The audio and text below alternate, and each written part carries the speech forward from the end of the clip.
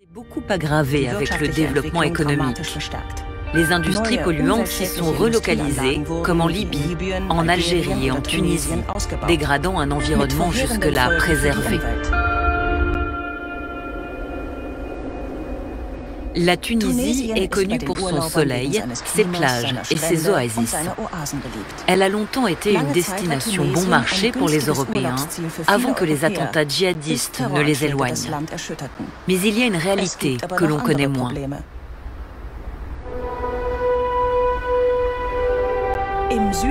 Au sud du pays, à 80 km des plages de Djerba, le site industriel de Gabès exploite la principale ressource naturelle de la Tunisie, le phosphate. Il sert à fabriquer de l'engrais qui sera exporté en Europe et dans le monde entier.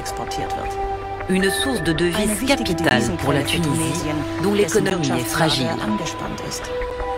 À Gabès, tout a changé lorsque l'État a choisi d'implanter une usine d'engrais en 1972. Depuis, d'autres usines chimiques se sont installées et le site s'est agrandi. Quand les usines ont démarré, les gens étaient vraiment très contents d'avoir de l'industrie dans la région qui était pratiquement une région purement agricole. La conscience des problèmes environnementaux, ce problème ne se posait même pas. Et ça, c'était dans un contexte de toute une chaîne de développement. Entre les cuves et les hangars, un canal déverse des résidus de la production d'acide phosphorique et d'engrais. Ça, c'est le canal de décharge, dans lequel on rejette l'eau de refroidissement et le phosphogypse. J'aimerais bien ne pas être vu avec le phosphogypse.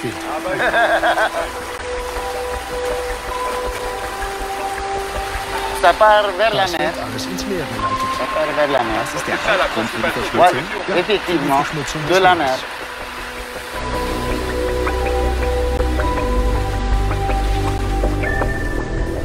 Le phosphogypse est le rebut de l'exploitation du phosphate. On y trouve des résidus de métaux lourds, de l'acide fluorhydrique, du soufre et de petites quantités de matières radioactives comme l'uranium ou le radium. Chaque jour, l'usine rejette 6000 tonnes de ce poison dans la mer sans aucun traitement via la plage de Chott et Salem.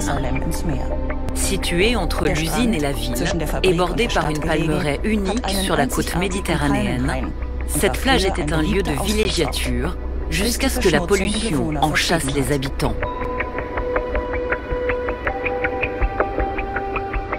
Amin est le fils d'une famille de pêcheurs.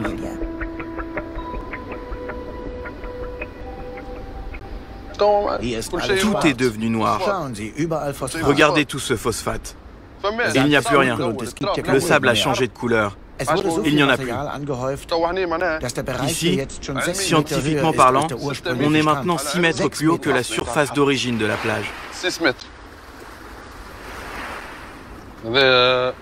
Et ça, ce sont des petites barques qui pêchaient ici. C'était le rêve pour tous les pêcheurs, parce qu'il y avait beaucoup de poissons. Les gens travaillaient pour la plupart dans la pêche. Ils travaillaient en famille. C'était comme ça dans ma famille, les Amrouni. On travaillait presque tous dans la pêche.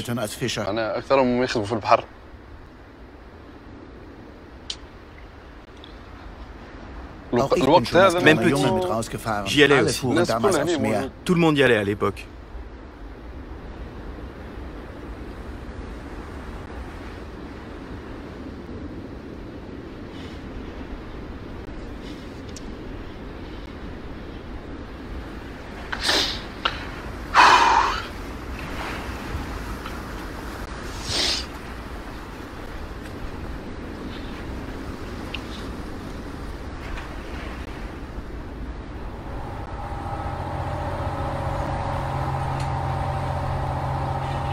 En 1970, le commandant Cousteau avait remarqué la biodiversité exceptionnelle du golfe de Gabès, une zone riche en posidonie et en plancton, où plus de 200 espèces de poissons venaient se reproduire. Un paradis pour la pêche. Autrefois, plusieurs centaines de bateaux jetaient leurs filets au large de la plage. Il n'en reste plus qu'une quarantaine. Les rares pêcheurs à ne pas avoir abandonné ont dû investir dans des bateaux plus grands pour aller pêcher plus loin, loin de cette pollution. Les fonds marins sont anéantis sur des kilomètres.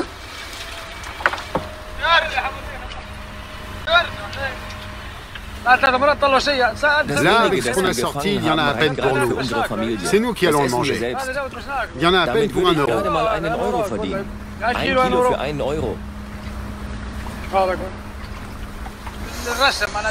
Avant, le poisson arrivait presque à la porte de chez nous. S'il avait pu voler, il serait venu jusqu'à chez nous. Un bateau comme celui-ci sortait au moins 1000 caisses de poissons à chaque fois. Et maintenant, voyez par vous-même, la mer est déserte et il n'y a plus de vie dans le golfe de Gabès. Cette usine, c'est un monstre. Elle a tué tous nos rêves. C'est un ogre. Il n'y a pas que la mer qui est souillée par la zone industrielle. À Gabès, où la vie tourne au ralenti et où les visiteurs sont rares, tout le monde sait que le pôle chimique ruine l'environnement et la vie des habitants. Les usines du site puisent abondamment dans les nappes phréatiques et rejettent dans l'atmosphère quantité de gaz et de particules toxiques. Les palmeraies qui entourent la ville sont en danger et nombre de riverains ont renoncé à cultiver leurs lopins de terre.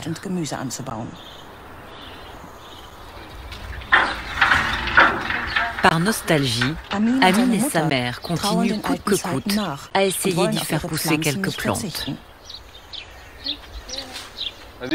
Ici, avant, c'était un endroit magnifique. On plantait des melons, des tomates, des salades, de la laitue. Saber, viens voir la catastrophe. Regarde ce grenadier. On l'a planté nous-mêmes. Et voilà ce qu'il devient. Ce figuier était couvert de feuilles vertes avant. Tout le feuillage est tombé. Les feuilles sont tombées? Oui, regarde-le. Voilà. Tous les ans, cet arbre était couvert de figues. On laboure la terre, on plante et tout, et dès que le vent conduit des gaz vers ici, tout le jardin meurt.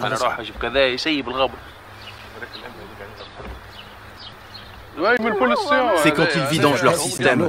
Ils sortent de l'acide, du gaz. Du gaz qui nous brûle. Quand ça arrive, tu le sens. Tu sens la brûlure sur ta peau.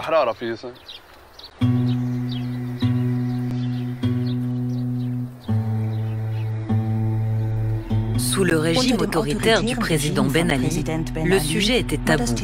Pas question de critiquer le groupe chimique tunisien, l'entreprise publique qui gère le site et apporte de précieux revenus à l'État.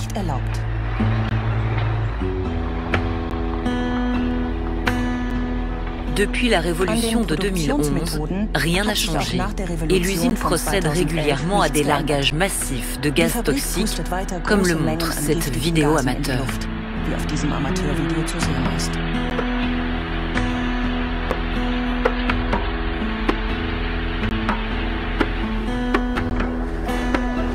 Mais avec la fin de la dictature, la colère a surmonté la peur et les riverains de l'usine se mobilisent. De nombreux collectifs citoyens se sont constitués pour recueillir la parole des victimes et tenter d'obtenir la fermeture immédiate de toutes les unités polluantes du site.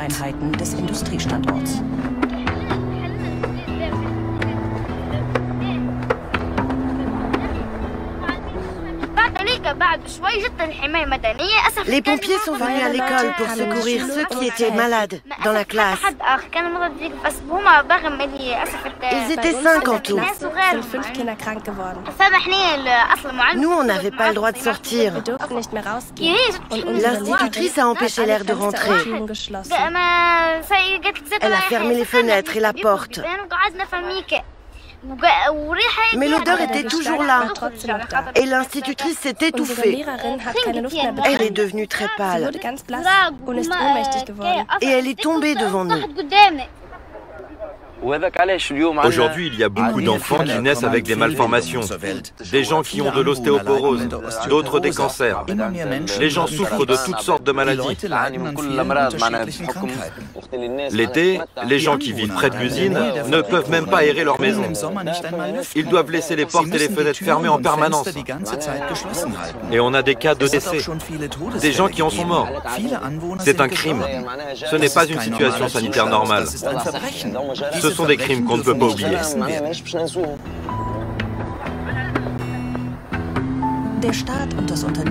Pour essayer d'acheter la paix sociale, l'État et le groupe chimique distribuent au coup par coup des subventions, des indemnisations et des emplois, tout en refusant de reconnaître leurs responsabilités dans ce drame de santé publique, malgré les cas de maladies graves et de décès.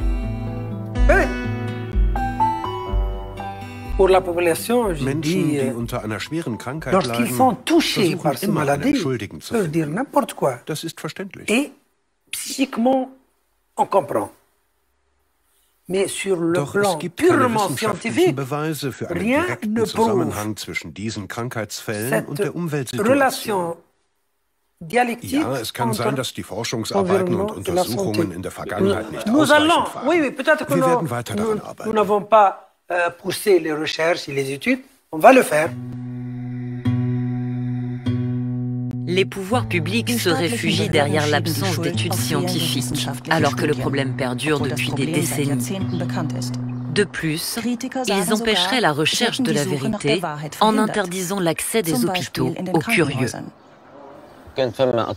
Il y a des médecins qui ont essayé de travailler sur cette question avant et après la dictature. Mais ils ont été renvoyés ou mutés. Aujourd'hui, certains docteurs avouent à leurs patients que leurs maladies sont dues à la pollution et ils leur conseillent de quitter Gabès. Surtout ceux qui souffrent de troubles respiratoires. Mais ils refusent de délivrer des certificats qui prouveraient le lien avec la pollution.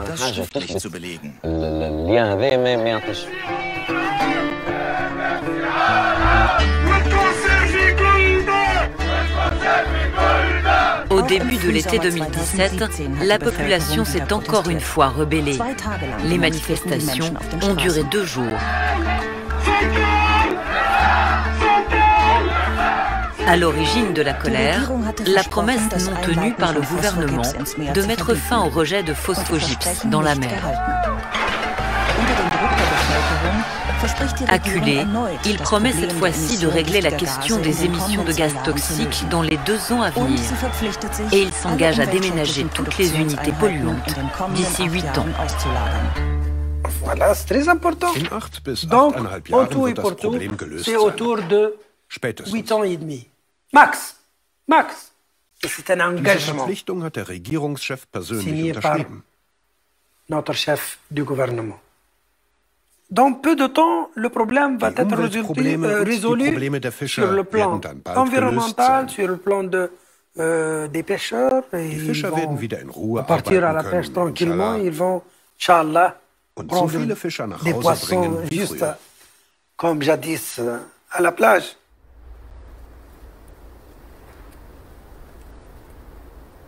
Tout au long de ces dernières années, les promesses n'ont pas été tenues. Le calendrier n'a jamais été respecté. On veut des garanties et des dispositions qui engagent le gouvernement. Au-delà des promesses, c'est l'argent qui risque de manquer. Le déménagement des installations a été chiffré à 1,1 milliard d'euros.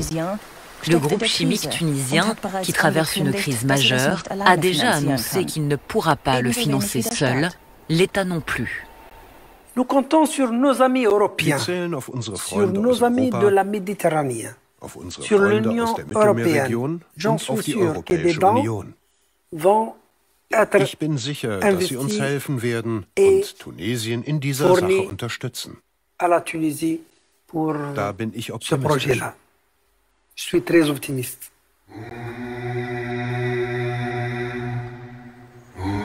Amin travaille au groupe chimique comme électricien.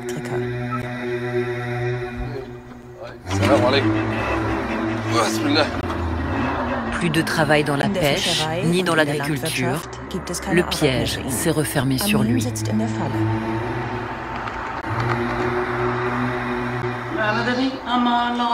Depuis 7 ou 8 mois, sa santé ne va pas bien. Il n'arrête pas de tousser, mais c'est comme ça. Je ne veux pas qu'il y aille. On est détruit psychologiquement. Et on pense même pas à l'avenir, à savoir comment sera l'avenir. Tu vois le petit assis comme ça? Il est désabusé. Qu'est-ce qu'il a à attendre de l'avenir? Quel avenir?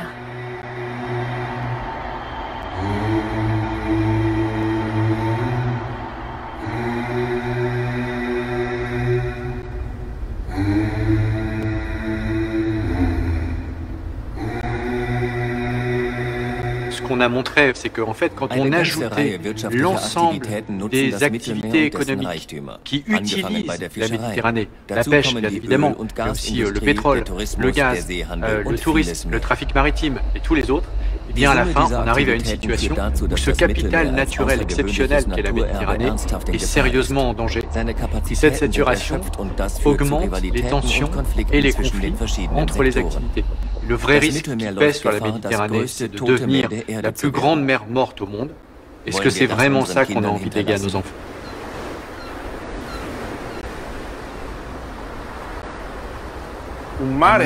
Une mer faite uniquement d'eau, mais sans vie sous-marine, ce n'est pas une mer. C'est autre chose.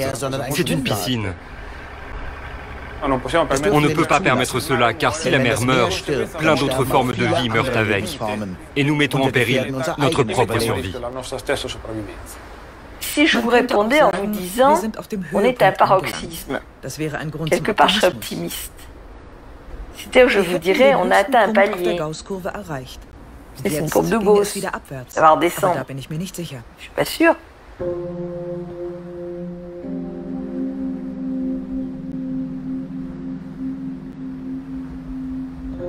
C'est un paradoxe qui explique une grande partie de la situation désastreuse dans laquelle on est sur la Méditerranée. C'est que c'est une richesse qui attire le monde entier et en même temps, personne n'en prend soin. Aucune organisation ne pilote l'organisation spatiale de la Méditerranée. Aucune organisation n'a comme responsabilité de la protéger.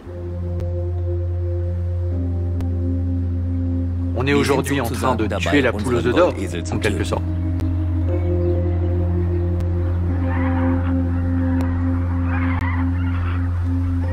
Là, le constat, on y arrive. Ensuite, c'est on fait quoi et surtout qui paye. Ce qui manque, c'est une volonté politique extrêmement puissante de s'attaquer au sujet qui fâche. Mais vous savez, c'est vrai sur la Méditerranée, comme c'est vrai sur le climat, comme c'est vrai sur les autres sujets. La seule entité qui peut dire arrêtez de vous foutre de nous, c'est la société civile.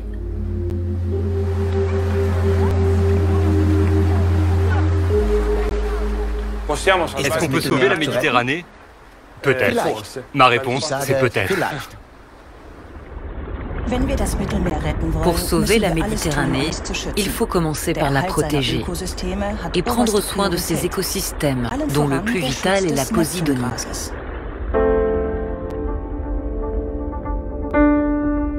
Cette plante aquatique endémique à la Méditerranée vit entre 5 et 30 mètres de profondeur. Elle abrite à elle seule 25% de la biodiversité. Elle est le lieu de nurserie de nombreux poissons et micro-organismes. Elle capte le CO2, rejette de l'oxygène et empêche l'érosion des fonds marins et des plages. Ces herbiers sont les prairies de la Méditerranée et ils sont menacés partout où la présence humaine est trop forte. Depuis les années 80, l'alerte a été donnée pour sauver la Posidonie. Un réseau de surveillance s'est constitué, présent aujourd'hui dans 12 pays. En Corse, où cette plante vit sur la moitié des côtes, la réserve des Bouches de Bonifacio, dans le sud de l'île, est un modèle.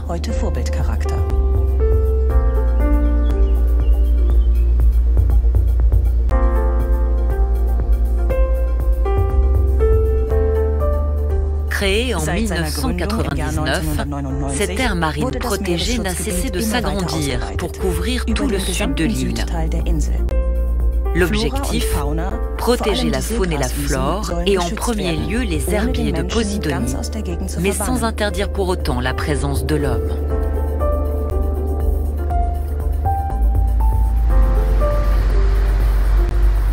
Alors que la saison d'été touche à sa fin, il suffit de plonger à quelques mètres de profondeur pour pouvoir admirer des espèces classées comme vulnérables. Et aussi d'autres que l'on croyait vouées à disparaître, comme le mérou brun, emblème de la Méditerranée, ou la langouste.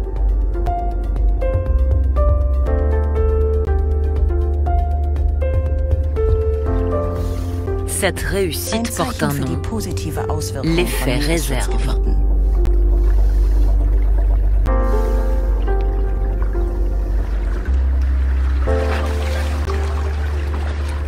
Effet réserve, vous savez, c'est très simple. Très simple, c'est à peu près un facteur multiplicatif de 10 en 10 ans. 10 ans, quand vous protégez la nature, vous arrivez à avoir 10 fois plus de biomasse, 10 fois plus de poissons, et vous avez vraiment un effet réserve qui peut être en mer extrêmement spectaculaire. Une aire marine protégée, c'est une véritable banque. C'est une véritable banque qui produit du poisson, qui produit de la biodiversité. Cette biodiversité va être émise au gré des courants. Pour les poissons, il suffit de protéger les individus reproducteurs pour pouvoir avoir un bénéfice énorme dans les zones adjacentes.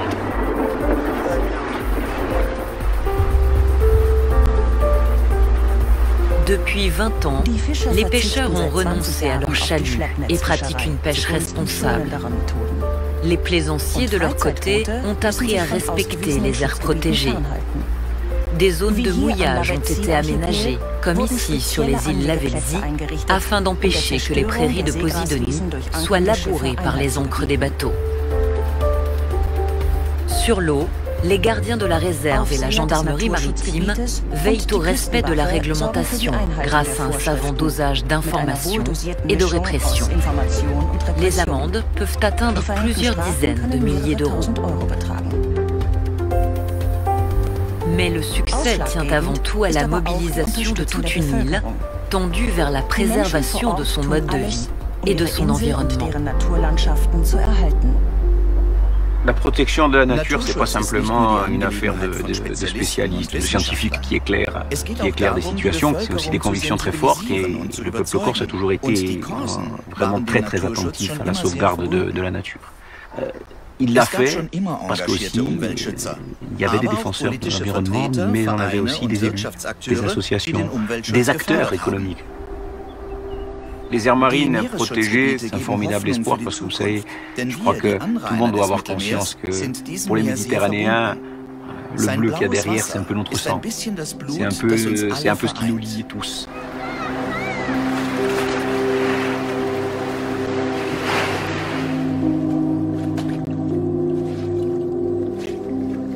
Depuis des siècles, la Méditerranée est le théâtre d'aventures humaines exceptionnelles. Aujourd'hui, pour sauver ce trésor, les peuples qui l'habitent doivent dépasser les égoïsmes nationaux et les intérêts particuliers.